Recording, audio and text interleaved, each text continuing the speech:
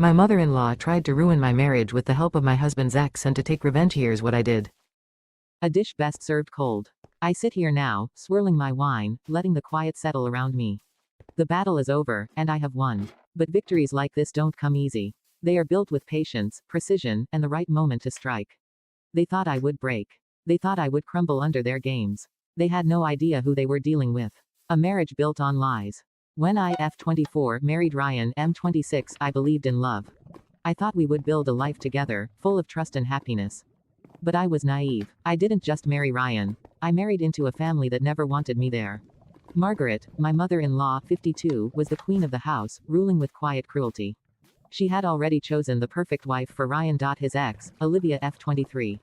And me, I was nothing but an obstacle in their way. At first, it was small things. A missing invitation to a family event. A dinner party planned without my knowledge. Then, it became more obvious.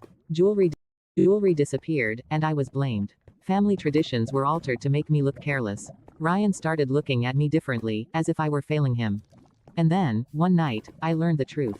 The conversation I was never meant to hear. I wasn't meant to hear it. I was passing by the study room when I heard them, Margaret and Olivia, speaking in hushed voices.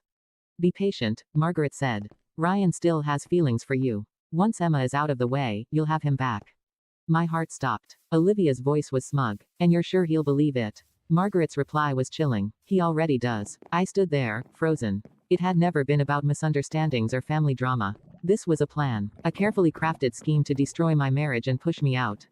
I should have been angry. I should have burst into the room, demanding answers. But I didn't. Instead, I smiled. Because in that moment, I knew, I wouldn't fight them. I would ruin them. Setting the trap. Margaret was the master manipulator. Olivia thought she had already won. They underestimated me. I didn't argue with Ryan. I didn't try to prove my worth to his family. Instead, I let them think their plan was working. I let them believe I was weak. But behind my silence, I was collecting evidence. I recorded their conversations, saved every message Olivia sent to Ryan. I befriended the staff, listened to their whispers, gathered their secrets. And then, I found their biggest mistake. Margaret and Olivia were involved in a financial scheme that could destroy Ryan's business.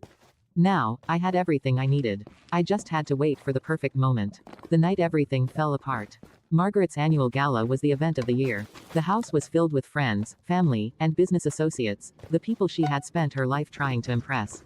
I moved through the crowd, smiling, pretending. But in my hand, my phone held the evidence, the recordings, the messages, the documents. At precisely 9 o'clock, I stood at the balcony overlooking the grand hall, and with a single tap of my finger, the speakers crackled to life. Margaret's voice filled the air. Ryan will never see it coming. Olivia, once Emma is gone, you'll take her place. He'll never know what hit him. Gasps filled the room. Whispers spread like wildfire. And I wasn't done. I held up the documents as a proof of their fraud, their betrayal. Ryan's face changed. First disbelief. Then rage. He turned to his mother. Get out, he said, his voice low and cold. Margaret tried to speak, but there was nothing left to say. Olivia shrank into the background, already forgotten. And me, I simply smiled. Because I had done what they never thought possible. I had